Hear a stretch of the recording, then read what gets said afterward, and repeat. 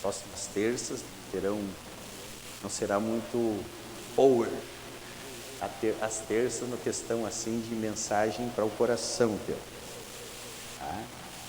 Mas serão algo estrutural dentro da nossa visão de ação que vai reger aí os nossos próximos anos como AD Campo Novo. Então eu vou contar para vocês creio que vamos aí eu estava pensando em fazer isso em fevereiro de 24, mas dentro do contexto da igreja, tudo que a gente percebeu, eu vejo que já dá para nós adiantarmos, nós começarmos fevereiro uma outra temática. Então até o final do ano nós vamos aqui nas terças profetizar que a igreja, que a AD Campo Novo será uma igreja discipuladora. E nesse processo de profetizar será pela palavra do Senhor, para nos orientar, para nos guiar e também com estratégias, né, com ações que vão nos conduzir. Então eu creio que você vai estar aqui hoje sendo um eco, uma voz aos nossos irmãos do campo.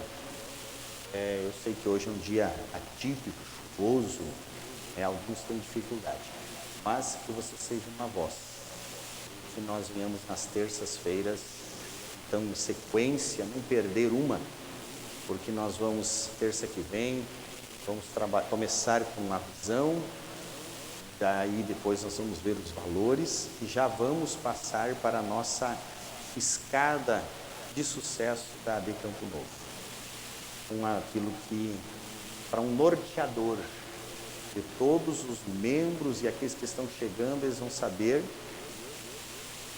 onde estão dentro do contexto AD Campo Novo, tá?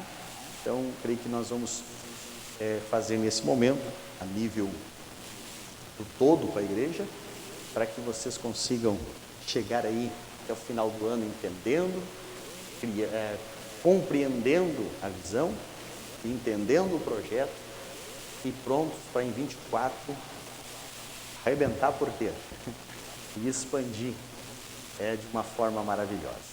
Bom, queridos, conto com vocês. Então, como eu disse, mas hoje nós vamos pensar aqui sobre Barnabé.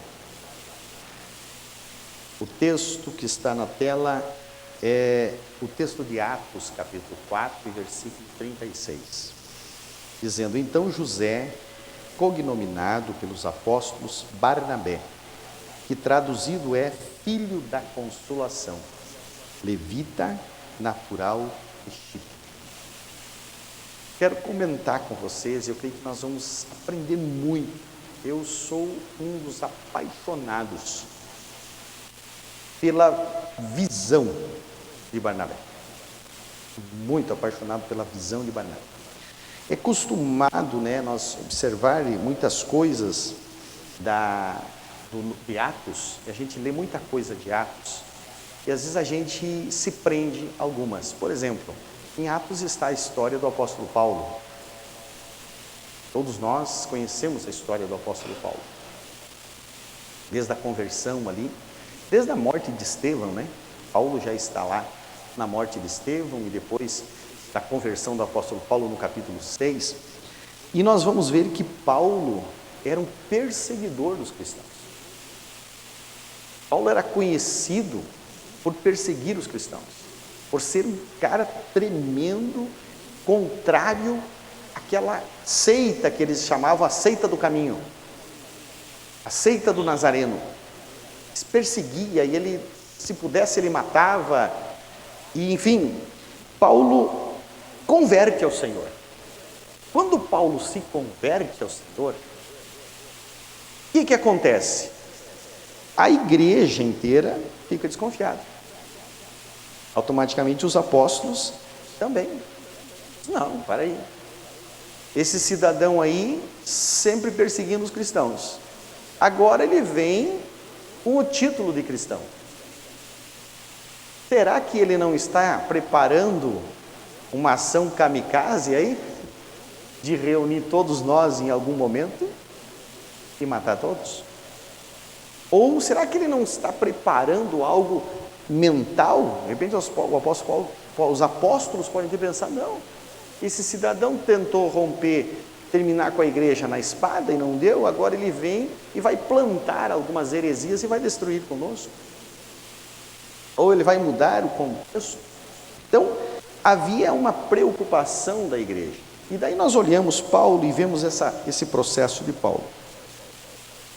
Isso é natural, nós olhar em Atos e enxergar Paulo. Outra coisa que é natural é prestarmos atenção em nomes, em evidência nas Escrituras, inclusive no livro de Atos. Principalmente aqui, nesse caso que eu cito, Pedro, Tiago, João, né? Pessoas que a gente é acostumado a enxergar no livro de Atos. Agora, Barnabé, quase a gente não enxerga. Já observaram que quase a gente não vê Barnabé no livro de Atos. Mas, meus irmãos, quando o apóstolo, ou melhor, quando Barnabé recebe esse apelido, diz muita coisa.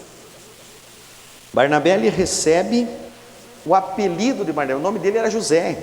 A Bíblia diz que Barnabé, lá no início de Atos, nós vamos ver Barnabé chegando até os discípulos, convertido ao Evangelho, chegando até os discípulos, e ele trouxe uma herdade, uma herança que ele tinha, e colocou aos pés dos apóstolos, e disse, os apóstolos, vocês administrem essa minha herança, eu quero ajudar a igreja. Irmãos, Chipre até hoje é uma das ilhas mais caras do mundo. Um cantinho de terra, um terreno em Chipre, até hoje vale muito, e na época era valiosíssimo o terreno em Chipre. Então essa herdade de Barnabé não era uma herdade pequena. Ali a Bíblia não diz que era toda a sua herdade, podia ser o seu dízimo que ele trouxe da herdade, não sei, dependente de quando chegou, mas não era pouca coisa. Para alguém ser herdeiro em Chipre, realmente ele era herdeiro, era de uma família poderosa. E o José de Chipre, então, ele recebe esse apelido da igreja primitiva de Barnabé. Por que será que ele recebe esse apelido de Barnabé? Por causa de que é muito claro nas Escrituras também o foco de José. E o foco de José, meus irmãos, era a integração das pessoas que se achegavam à igreja. Vamos ver o que diz Atos, capítulo 9, versículo 26 em diante. Atos, capítulo 9. Hoje nós vamos para a Bíblia, tá? Vamos pegar a tua Bíblia aí. Se você trouxe o caderninho, te aconselho a partir de hoje a trazer o note, né, o bloco de notas do teu celular, se você gosta de anotar ali, ou um caderninho, porque terão informações relevantes que nós vamos ocupar por muitos anos aqui na AD Campo Novo. Aquilo que eu quero passar para vocês, como igreja em geral. Vocês serão poderosos discipuladores, irmãos.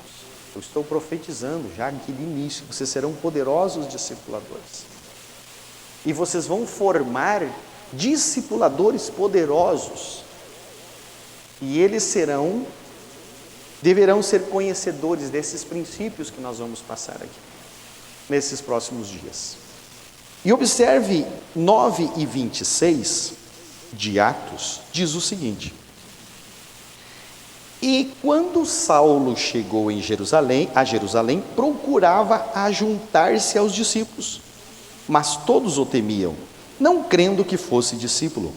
Então Barnabé, tomando-o consigo, trouxe aos apóstolos e lhes contou como no caminho ele vira ao Senhor, e esse lhe falara, e como em Damasco falara ousadamente em nome do Senhor. E andava com eles em Jerusalém, entrando e saindo, e falava ousadamente em nome de Jesus, disputava também contra os gregos, mas eles procuravam matá-lo. Sabendo-o, porém, os irmãos o acompanharam até Cesareia e enviaram para Tarso. Paulo, então, meus irmãos, ele chega até os discípulos, e como eu disse, a igreja estava preocupada. Mas quem é esse que vem de uma forma de santinho aí e tentando nos enganar de repente? Não sei o que ele está fazendo. A igreja não sabia, não conhecia Paulo desse contexto. Conhecia a fama de ruim de Paulo, a fama de matador de cristão. E aí, enquanto isso, o que acontece? Barnabé percebe essa situação. E Barnabé vai lá e diz, entra, olha só, Barnabé já tinha sido apelidado pelos discípulos de Barnabé. Barnabé já tinha um conceito com os apóstolos, com os discípulos, com os apóstolos da igreja primitiva. Barnabé tinha um histórico com eles, inclusive financeiro. Não que isso fosse de relevada importância para a igreja primitiva, não era. A gente observa que não era, mas ele tinha esse vínculo. Quando ele tinha esse vínculo, essa referência, ele era essa referência na igreja primitiva, e ele vê que Paulo está sendo enxotado pelos apóstolos, que os apóstolos querem distância dele, ele chega aos apóstolos e diz, vem cá, eu conheço a história desse cara. Realmente ele é o perseguidor mesmo, é o Saulo. Mas eu também conheço que ele foi tocado pelo Senhor na estrada de Damasco. Eu também conheço a história dele de uma transformação de vida. Eu conheço o Paulo restaurado, o Paulo novo. E não confundam, né? A gente já ouviu muito esse jargão de que o Saulo foi transformado num Paulo. Era o Saulo e se transformou num Paulo. Temos até um hino da harpa que diz isso. Mas transformado foi ele em Paulo. Não tem nada a ver, meus irmãos. O apóstolo Paulo tinha dupla nacionalidade. E na época romana, naquela época, para ter dupla nacionalidade precisava ter duplo nome também. E Paulo era filho de uma mãe hebreia, da tribo de Benjamim, como ele diz, no seu falar com o rei Agripa. E ele era então filho de alguém hebreu, e ele tinha matrícula, ele tinha registro na cultura hebraica como Shaul, que foi traduzido para Saulo, Shaul no hebraico, mesmo o nome do rei Saul. E aí, como o pai dele era romano, ele registra o Paulo também como cidadão romano, Paulus, no grego. E para nós é Paulo. É o mesmo homem, é o mesmo cidadão, Paulo, Saulo, e não foi mudado e transformado em Paulo. Ah? Bem, esse Paulo é transformado, esse Paulo tem um histórico, e Barnabé acompanha esse histórico. E ele chega para os discípulos e diz, olha, fique tranquilo. Eu, além de conhecer esse cidadão, além de me aproximar dele, eu garanto a estada dele conosco que não vai nos trazer problemas. Que ele não vai querer matar nós, não. Fique tranquilo, ele já está transformado. Eu já conversei com Ananias, eu já vi esse negócio aí, está funcionando. Ananias teve uma revelação de Deus e Deus disse que ele é um vaso escolhido. Barnabé vai lá e negocia com os apóstolos. Mas o que acontece aqui, nesse contexto? Paulo fica no meio dos apóstolos, só que ele era novo convertido, né? E como é um novo convertido? Entende? Ainda mais se ele tem um ímpeto evangelístico. Ele já quer discutir, ele quer questionar, ele quer evangelizar o mundo, ele quer ganhar tudo, e ele está com todo aquele gás, com aquele ímpeto e com aquela gana, mas ele não está estruturado para isso. Às vezes emocionalmente, psicologicamente. E nesse ímpeto ele questionava e ele batia de frente, ele discutia com os apóstolos, mas também começou a discutir com os gregos. E aí ele não tinha um discurso politicamente correto. O discurso dele era meio João Batista mesmo. E ao não ter um discurso politicamente correto, ele arruma uma encrenca com os gregos. Isso aqui é antes da diáspora. Esse acontecimento é antes daquele momento que os crentes são espalhados na Europa.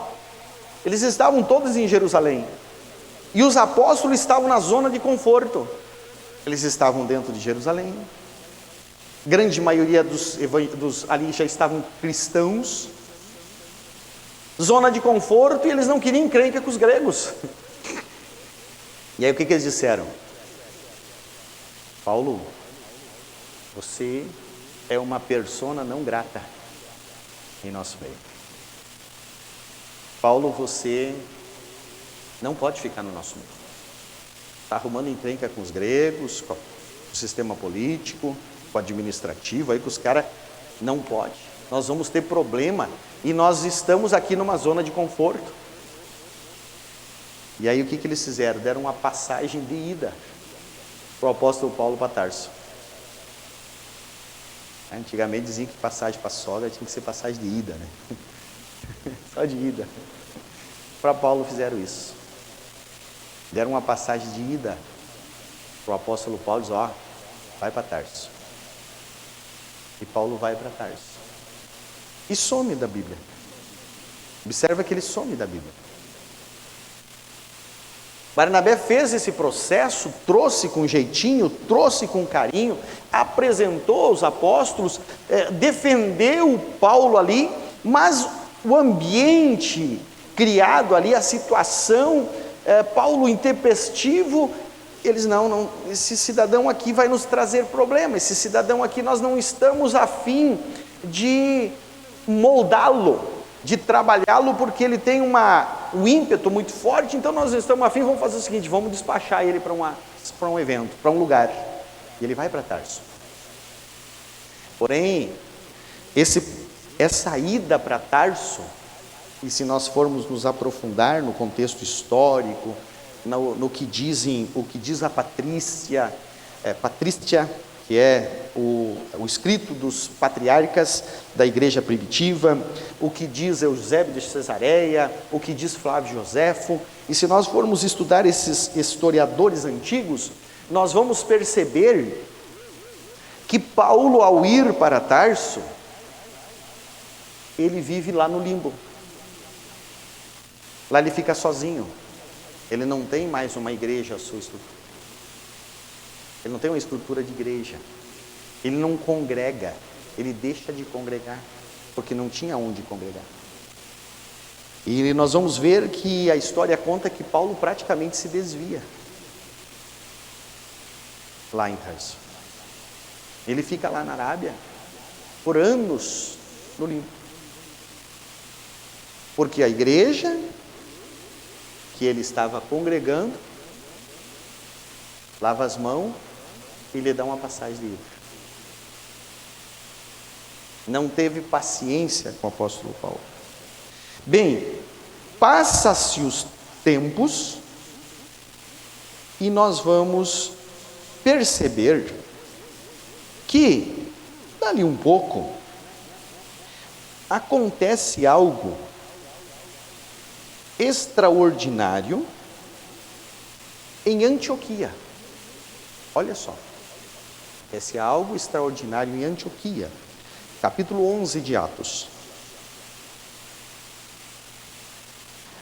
Eu disse para vocês que Paulo é enviado para Tarso antes da diáspora.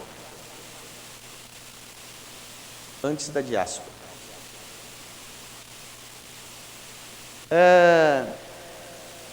Agora aqui no capítulo 11, já acontece a diáspora.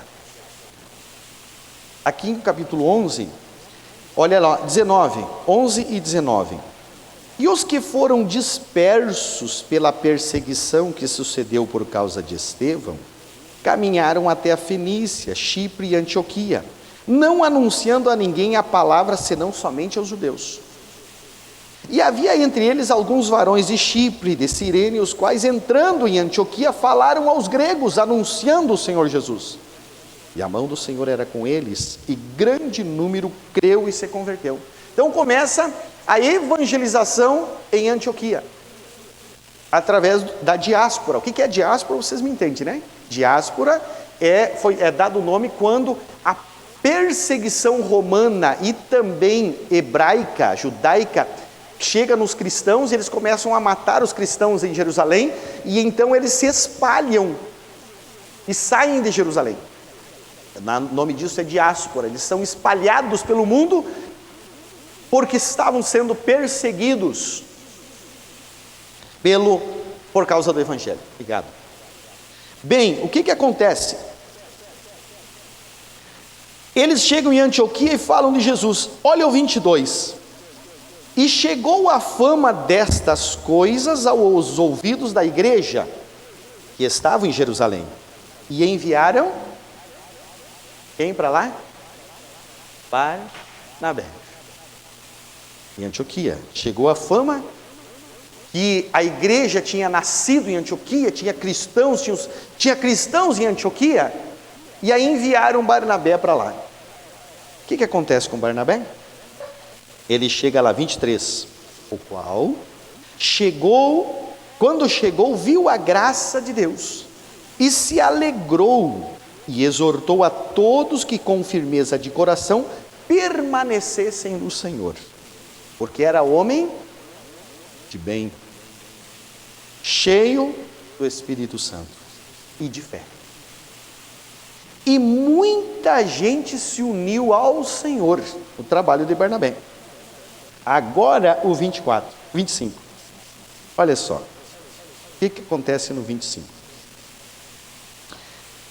E partiu Barnabé para Tarso, buscar Saulo, e achando-o, conduziu para Antioquia.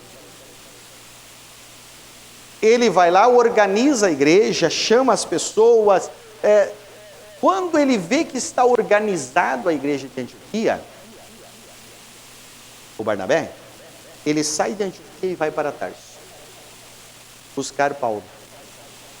Desde antes ele já sabia que Paulo tinha enviado para Tarso. Ele passa o processo, ele está sobre a orientação, ele está sobre a liderança da igreja primitiva, Barnabé. Mas aqui ele passa a ser pastor-presidente. Ele recebe a autonomia de Antioquia. Ele organiza Antioquia e diz assim: agora eu vou atrás do meu amigo Saulo, lá em Tarso. 6 meses de viagem, meus amigos, enfrentando provavelmente um inverno rigoroso nesse contexto. E ele vai a Tarso. E lá em Tarso, eu imagino a prosa. Imagina você pegar um Paulo ferido. Já imaginou? Toda a intrepidez. Que barbaridade, Mário, olha só. O que eu fiz com o teu favor? Toda a intrepidez de Paulo. Toda aquela ação de Paulo assim, sanguínea. Paulo sanguíneo. E aí Barnabé chega lá e diz: Saulo, vem comigo. Então eu creio que há uma discussão muito interessante ali. Mas Barnabé consegue trazer Saulo para Antioquia. E traz para Antioquia e estabiliza Saulo. Sabe? Esse aqui é Saulo, esse é meu companheiro, esse é meu amigo, esse é meu irmão, ele é um homem de Deus, ele tem um chamado. E ele investe em Saulo. E ele investe em Saulo dentro da igreja que ele lidera. E ele traz Saulo para ali, e aquele ambiente continua gostoso, fluindo. E Saulo sendo abençoado pela igreja de Antioquia e liderando junto com ele, e Barnabé começa a colocar Paulo, né, se fosse nos dias de hoje, em alguma escala aqui, em alguma reunião lá, em algum assunto para conversar com um discipulado aqui, um discipulado lá, vai para a sinagoga com Saulo, e Saulo está junto com ele, e ele junto com Saulo, e o nome de Barnabé que estava na alta ali em Antioquia, porque tinha enviado, ele começa, o nome de Barnabé faz a diferença na vida de Saulo, e Saulo está ali, e a Bíblia diz que depois que morre Tiago, que era o líder da igreja, líder geral da igreja, Herodes manda decapitar, daqui um tempo depois, Deus fala, aleluia, Deus fala, isso é importante, meus irmãos. Nós precisamos ouvir a voz de Deus. Às vezes a gente ouve tantas vozes, aproveitar o gancho, ouve tantas vozes, ouve tantas coisas, ouve tanto de internet, ouve tanto de vídeo, ouve tantos pastores, ouve tantos ensinadores. Cuidado, meus irmãos, com aquilo que nós ouvimos. Proteja os teus ouvidos. E com todo respeito, com todo o amor que eu tenho por vocês e por quem está me escutando. Por amor que eu estou dizendo isso. Ouçam quem vocês conhecem. Dê atenção para quem você sabe o endereço. Dê atenção para quem você conhece a vida e pode rever se é ou não é. Há tantos ensinos aí nesse meio da web, há tantos lobos, há tantos pastores aí que estão no 5º, 6º casamento, plantando heresias, mas massageiam o nosso ego. Falam aquilo que a gente gostaria de ouvir e a gente fica dando atenção. Cuidado. Escute alguém que de repente não tem a homilia que você gostaria de ter, ouvir.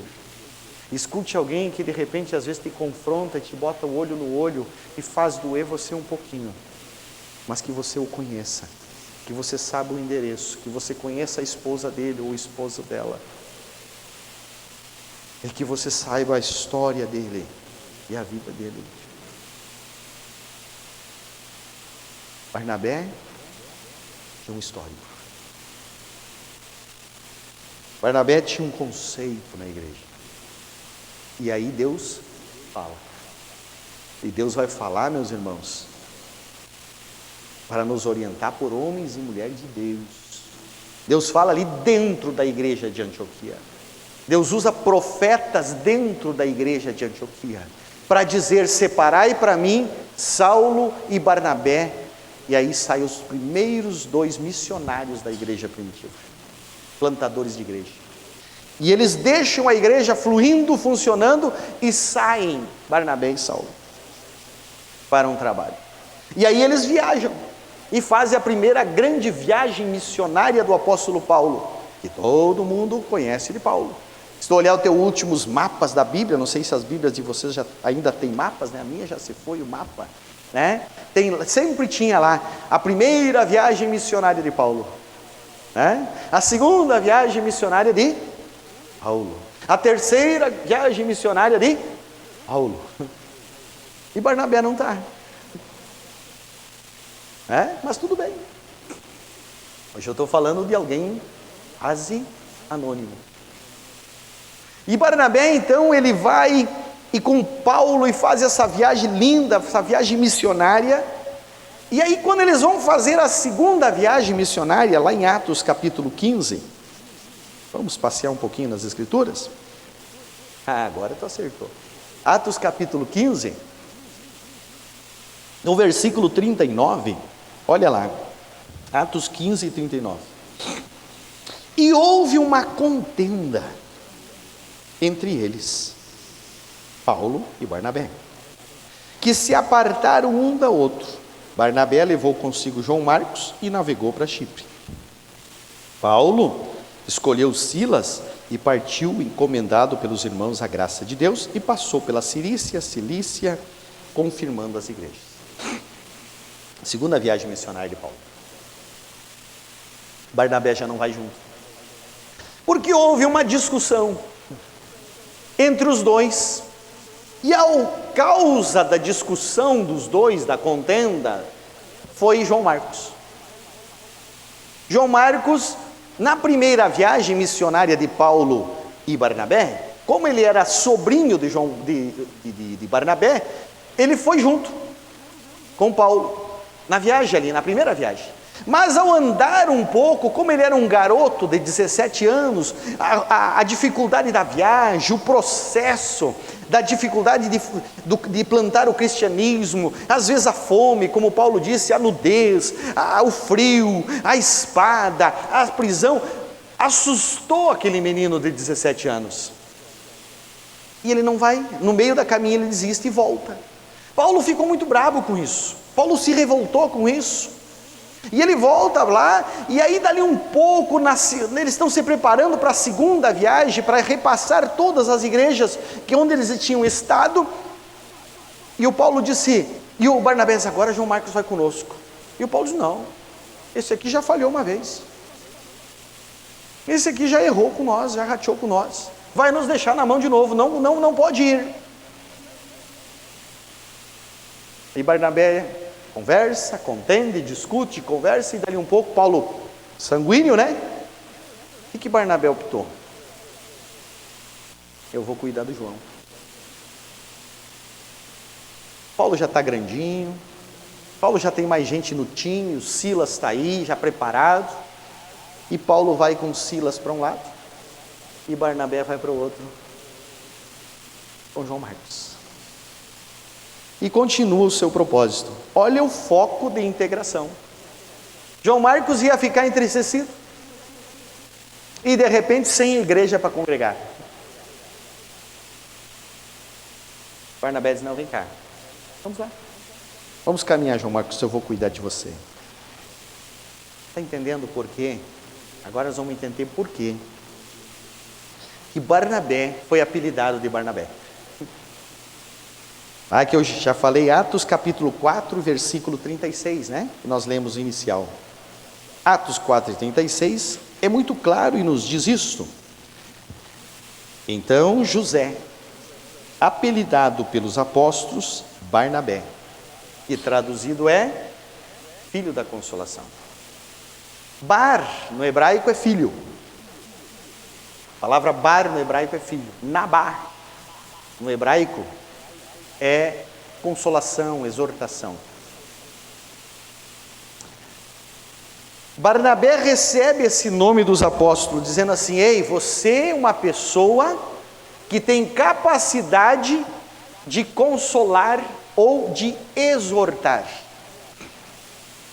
E para nós ocidentais e assembleianos, exortação sempre foi sinônimo de ser chamado a atenção ou de apanhar de alguém, né? Exortou fulano, fulano foi exortado. Exortar, nabar, no hebraico, ou nabé, é diferente. O hebraico é uma língua fria, como eu já muitas vezes já falei para vocês, o hebraico não tem muita palavra para emoções, para sentimentos. É uma língua fria, então eles usam muito coisas físicas para que tu entenda os sentimentos. Você não vai achar raiva no hebraico, mas vai achar nariz vermelho.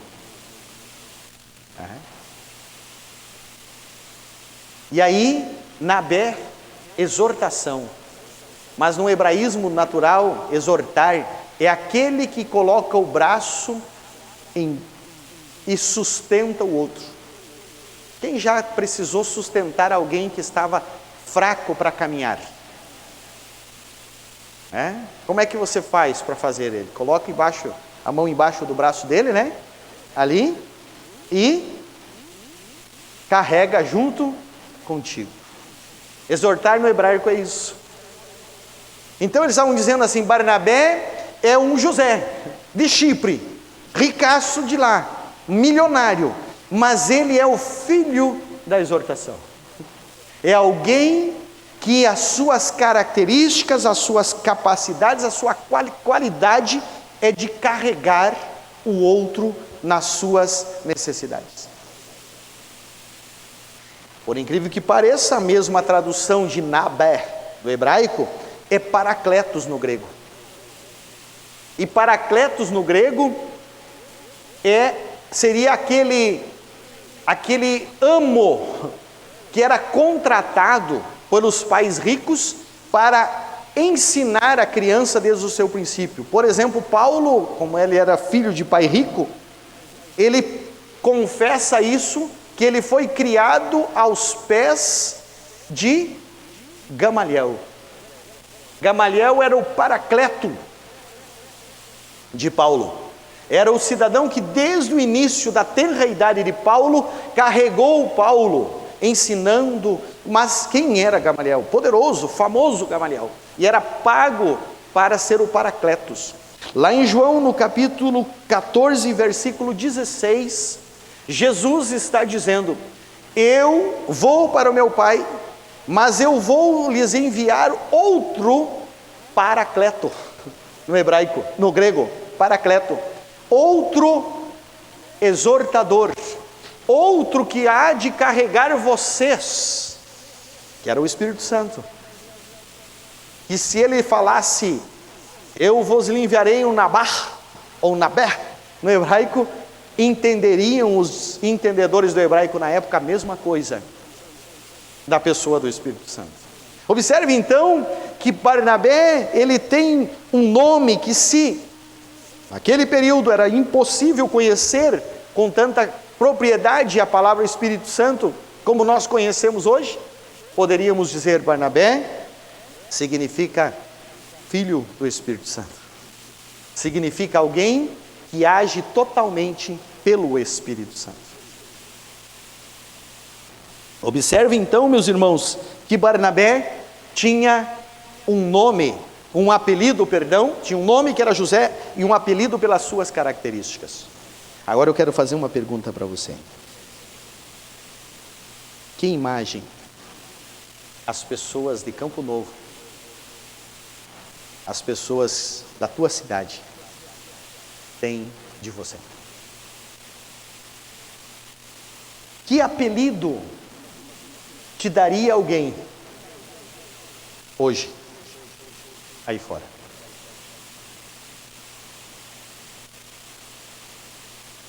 Te chamariam de filho da consolação? Teria esse apelido? Que apelido as pessoas da cidade dariam para nós através daquilo que fazemos como crentes em Jesus? Dói, né? Dói, mas é importante. E crescer dói. Será que somos realmente cheios do Espírito Santo? Será que o Espírito Santo, ele toma totalmente conta de nós? E as nossas ações são essas nas pessoas que conosco convivem?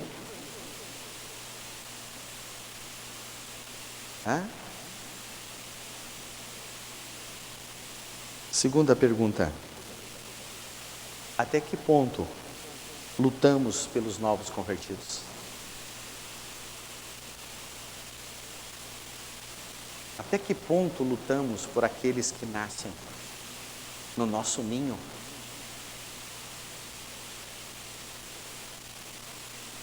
Aleluia. É a história do patinho feio, né? Quem conhece a história do patinho feio? Nasceu um patinho num ambiente, nasceu um outro bichinho no ambiente do patinho, né? E a mãe estava lá, parindo, desovando, descascando, chocando um ser que era diferente. Quem nasce no nosso ninho, muitas vezes não é igual a nós. Não está pronto como nós pensamos que estamos. Você conhece algumas estratégias de integração de pessoas à igreja em que você congrega? Quais são as estratégias de integração que a igreja tem?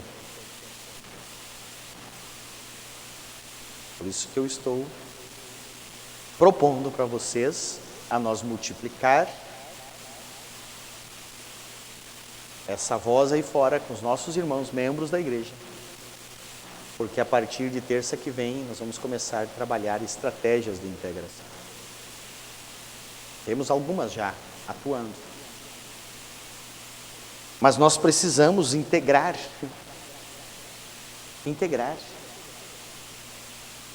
Nós precisamos agir dessa forma, meus irmãos, como Barnabé. Nós precisamos ser Barnabé.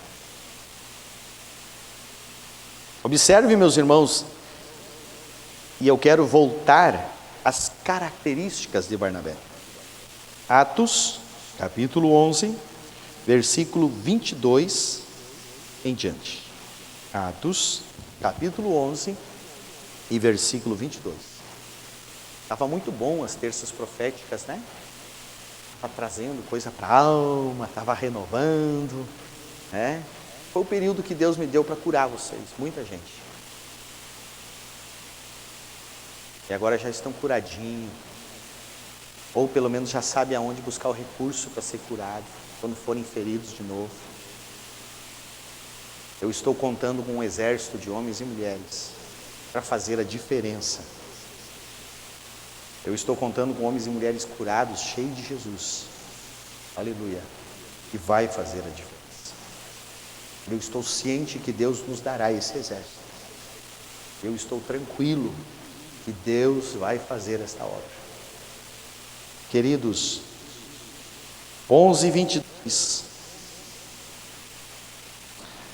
E chegou a fama destas coisas aos ouvidos da igreja de Jerusalém, da igreja que estava em Jerusalém, e enviaram Barnabé até Antioquia, o qual, quando chegou, viu a graça de Deus a todos os que com firmeza de coração permanecessem no Senhor. 24. Porque era homem de bem. Primeira característica de Barnabé, um homem de bem. Observe que não era um homem de bens.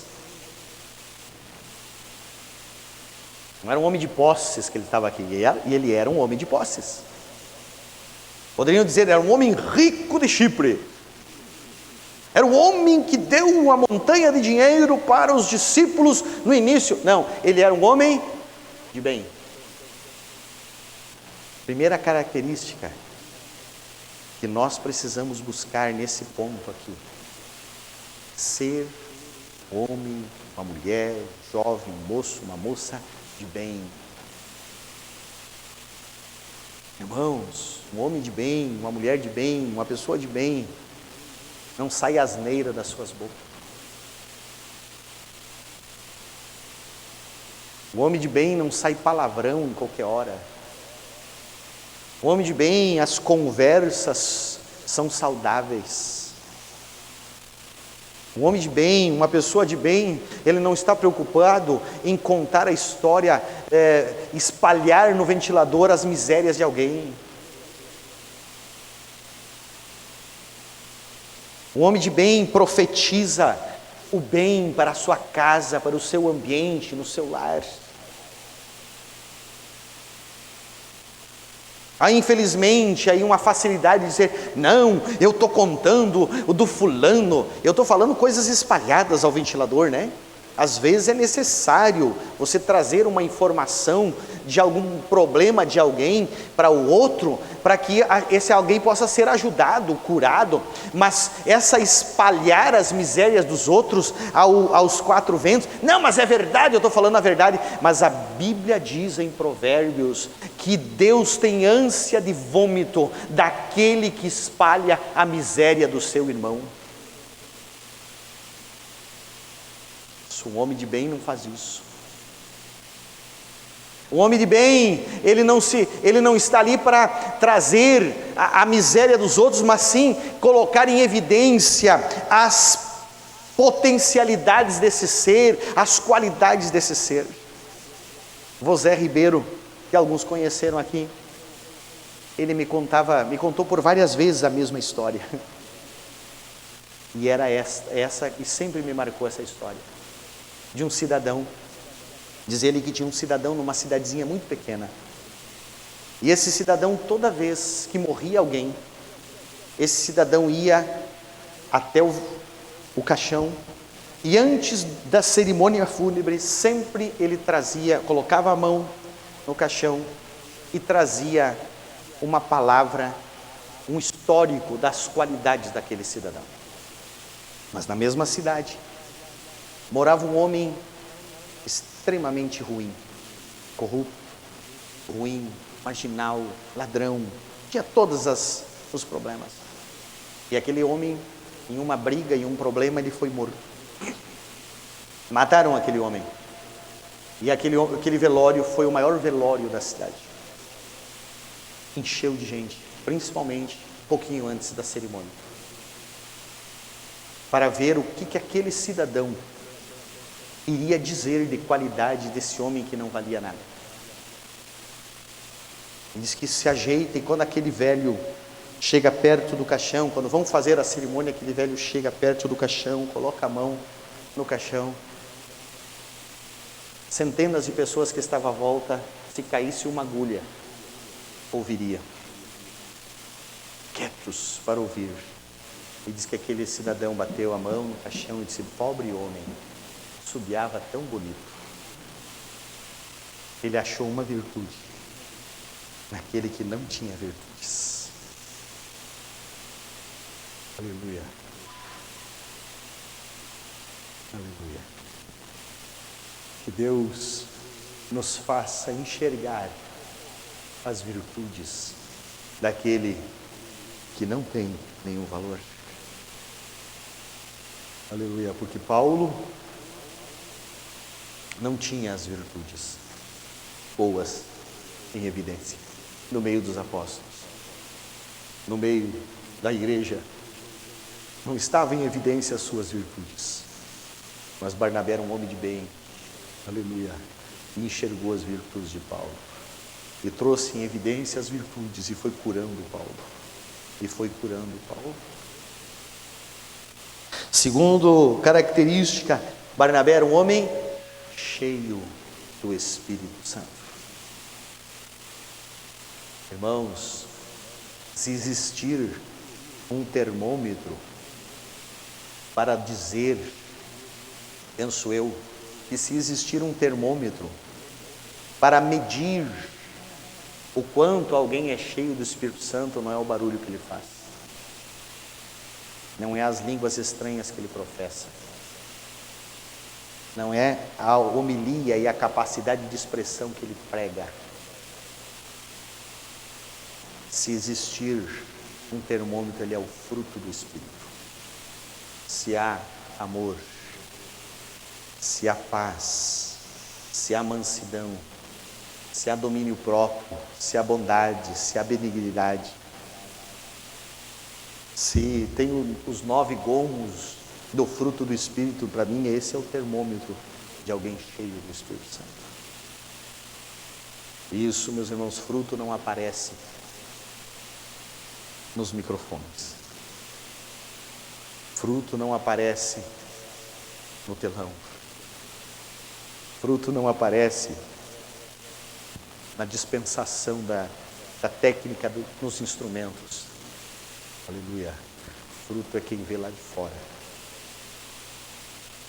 Homem cheio do Espírito Santo. Aleluia. Eu e você possa observar isso. E por último, das características, homem cheio de fé. Fé, meus irmãos, é uma prática. Fé é uma ação. Tem muita gente que quer viver pela fé dos outros. Viver pela fé dos outros. Centenas de pessoas nos procuram mensalmente pedindo oração por A ou B ou C, por situações suas pessoais. E querem a solução através da minha fé. Através da fé que você pede. E nós estamos aqui para ensinar você, querido, a viver pela fé. Não estou dizendo que a partir de hoje você não vai pedir oração, mas nós vamos aprender a concordar em fé. Nós vamos aprender a concordar em fé. E o que é concordar em fé? É eu usar a minha fé e você usar a tua fé no mesmo propósito, no mesmo fundamento. E fé é um exercício, fé é uma prática.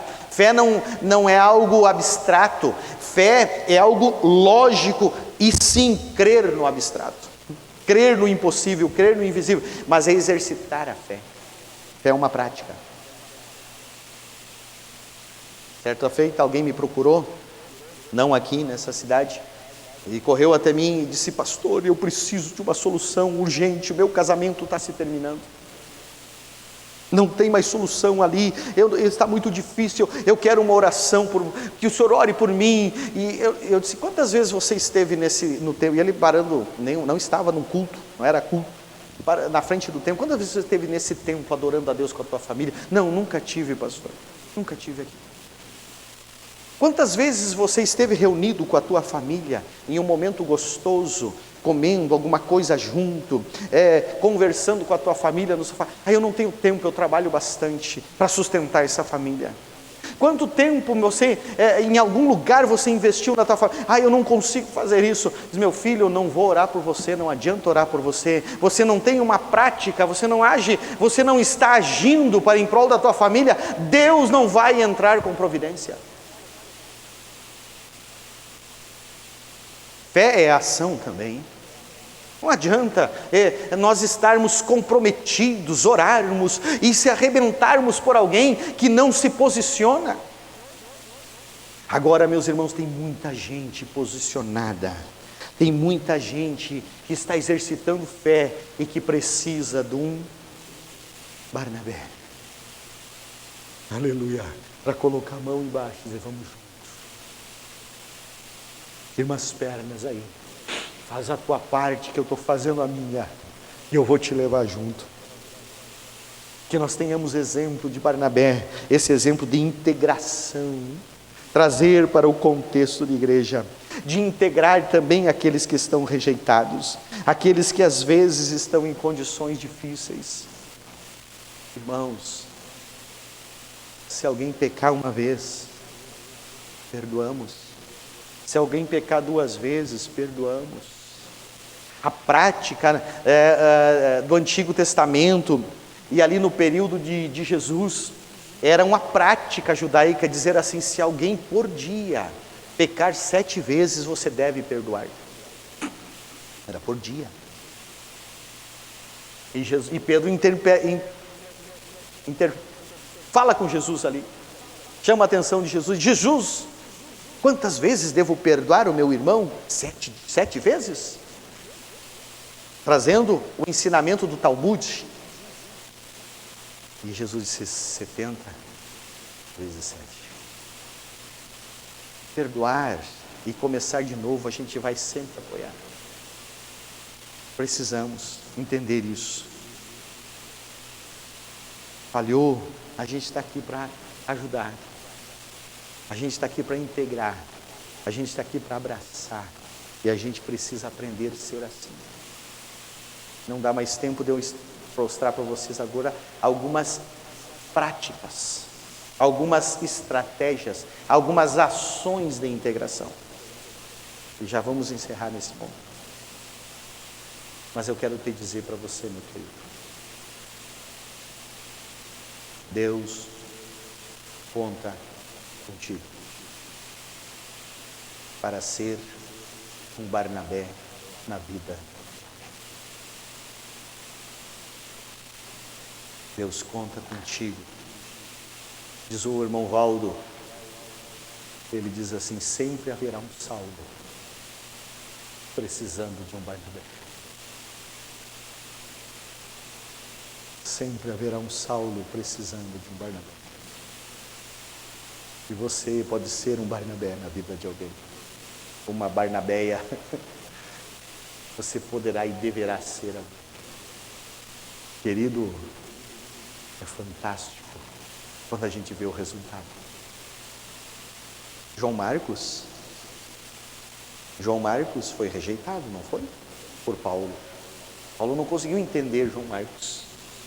Barnabé assume João Marcos e leva João Marcos para Chipre.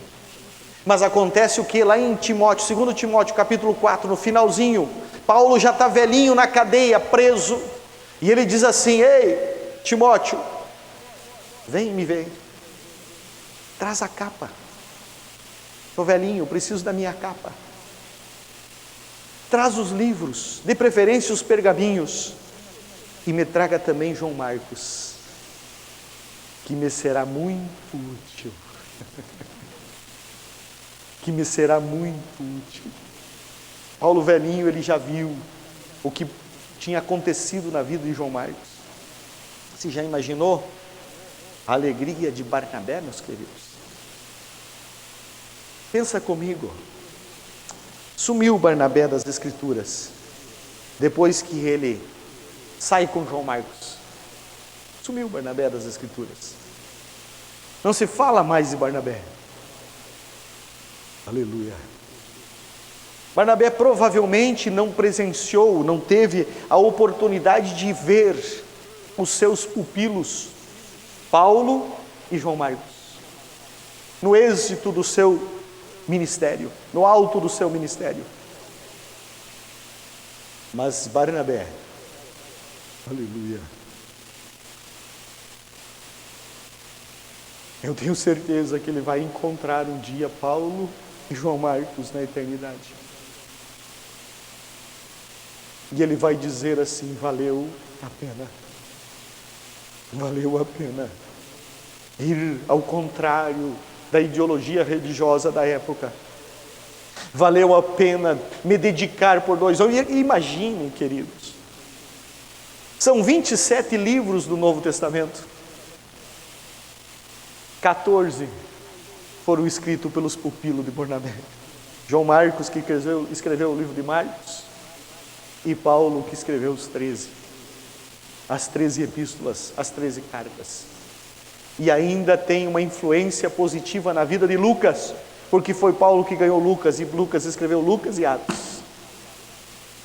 Aleluia. Vale a pena ser um Barnabé. Vamos ficar em pé para orar? Aleluia. Deus te deu o amado Espírito Santo. Deus te encheu do Espírito Santo e te trouxe aqui. Aleluia. Para que você faça a diferença na vida de alguém. Deus te chama para fazer a diferença. Deus te chama para ser um Barnabé nesse tempo. Um Barnabé nesta época, um filho da consolação, um filho da exortação, alguém que vai ter coragem de brigar às vezes com o sistema, mas carregar aquele, aleluia, que está querendo ser ajudado, amparado, aleluia. E se isso não te contagiar, meu irmão, nós estamos perdendo tempo. Estou bem sincero. Se isso não nos motivar, meus irmãos, estamos perdendo tempo com esse evangelho. Façamos outras coisas lá fora.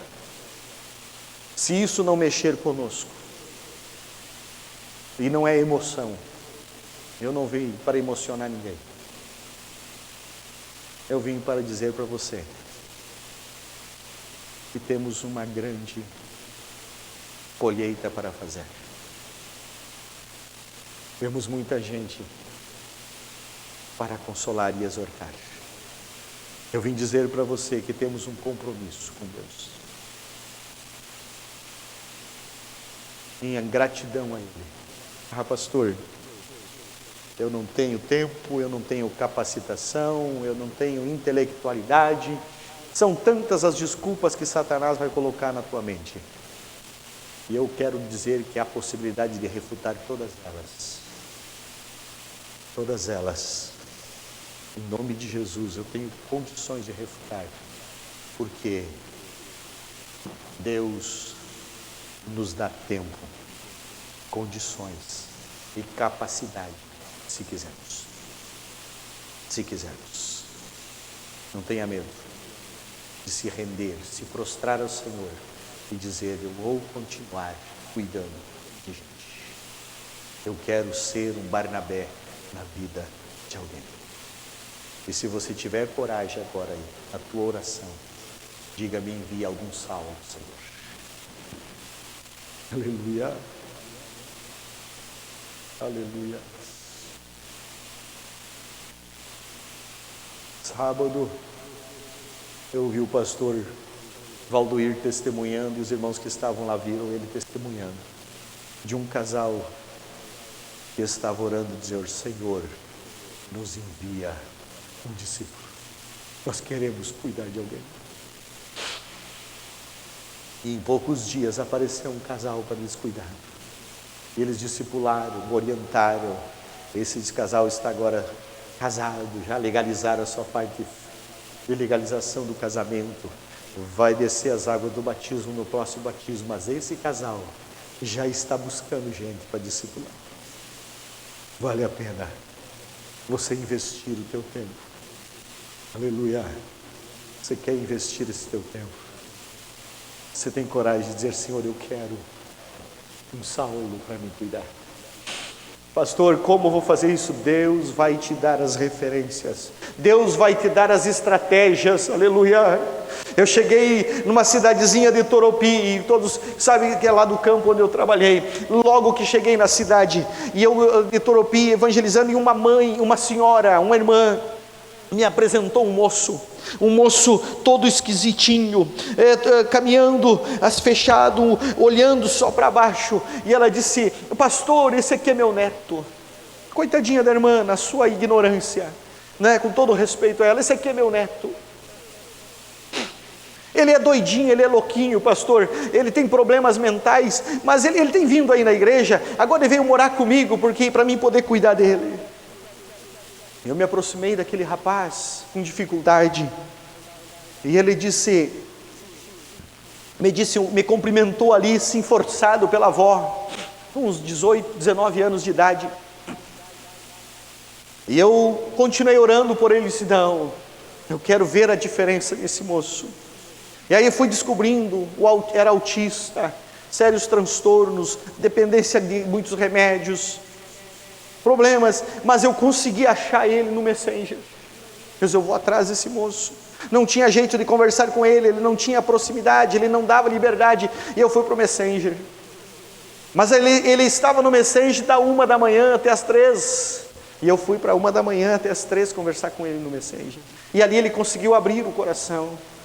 Mas aí ele abriu o coração ali um pouco, e eu chamei um evangelista da igreja e disse: fulano, por favor, cuida dele. Larguei o discipulado, ele disse: tu quer fazer o discipulado? E veio: eu quero. Diz o rapaz pela internet: eu quero conhecer, eu preciso.